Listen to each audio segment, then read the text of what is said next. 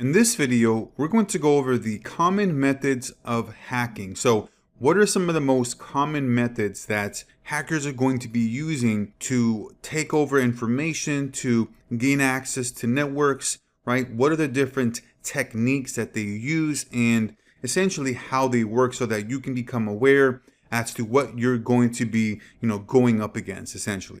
So let's go right ahead and jump in here. Some of the common methods of hacking here we have as a virus or Trojan, and this is essentially a virus within something that you download or install. I don't know if you've ever gone to any type of website that, perhaps had some kind of ad on there or had, let's say like on yahoo.com, they have a lot of those different ads within the actual news section, and you click on them and a lot of them say like, hey, you've won $10,000 or you've won a prize or whatever that may be. A lot of times, if you click on those, they're actually, unfortunately, have some sort of malware or virus on there. And when you click it, you run the risk of actually clicking on there and then it takes you to another screen and it says, hey, your system has been infected. You need to download this software or you need to buy XYZ software or else your system will be compromised, whatever. It's essentially where you have a virus type of company out there that is telling you that you have been compromised and you need to pay this money to download this software to actually take off the virus. But in reality, all they're trying to do is take your money. And then phishing here, this is where websites are replicated to enter login information and password, right? This is where information is actually gained to be able to take away access to different websites, different login areas. And then the next one here is eavesdropping.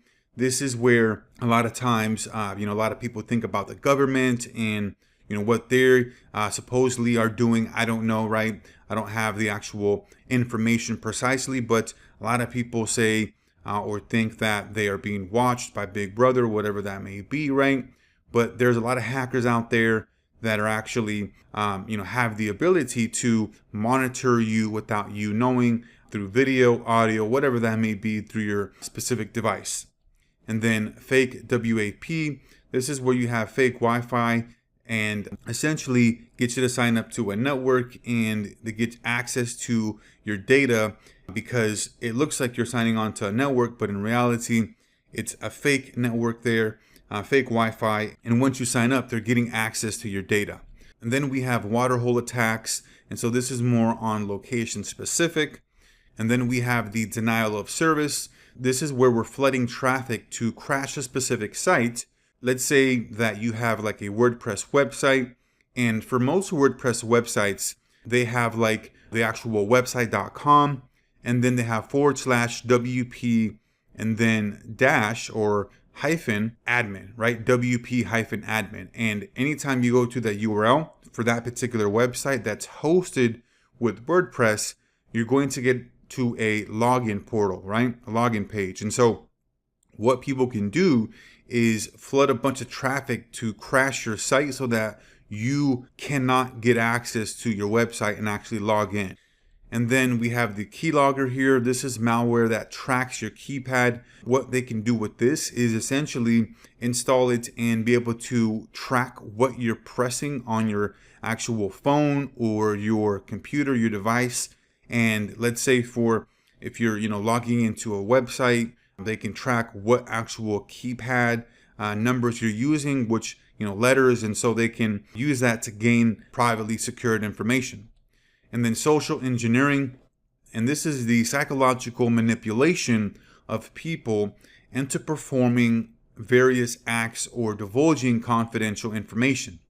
Now, a good example of this one here is just think about if you've received a text message from somebody saying, hey, free ticket to a vacation or whatever that may be, right? You get a random text out of nowhere saying you've won a prize, you've won something, and then in return, they ask you, hey, all you need to do is give us your name, email, and birth date or whatever, right? And then those individual hackers now have access to your information and they can use that to gain access to your phone, to your devices, right? And so this is used a lot of times where people are just they're not thinking that people are out there that are malicious and have malicious intent. Unfortunately, that's where a lot of people get taken advantage of, because they don't really think the worst, or they think that it's just somebody, reaching out to them that is actually letting them know that they've won something, right? So this is a big factor here. This is how a lot of people get taken advantage of. And one of the biggest problems we have with malicious intent and hackers with this here, the social engineering, taking advantage of people's natural inclination to be curious, right? And another simple example of this is if you're getting phone calls from like a government or a business, them acting like they're actually the government or a business when they're really not, right? Trying to get access to your information. And then bait and switch.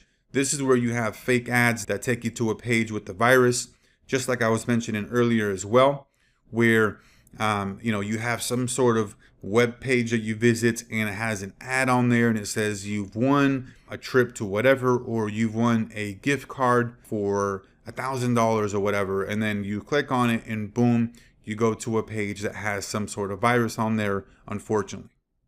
And then you have cookie theft here. This is where hackers will take cookies off your computer to act like it's you. Now, one of the biggest examples of this is where a lot of people, a lot of hackers, I would say, that use this will typically do it in a malicious manner where they are taking over people's cookies because they're trying to get commission sales from a specific vendor. So for example, with Amazon has cookies if you sign up for them as an affiliate. Let's say you have some sort of blog out there, or somebody has a blog or a website where they promote Amazon products, right? And so somebody lands on the website there, they click on the Amazon product, they go to Amazon.com, they then get a cookie on their computer, right, with Amazon's cookie there for I think 30 days. And so what people will do as far as these hackers is they'll steal those cookies and they'll move them over to their own Amazon affiliate account.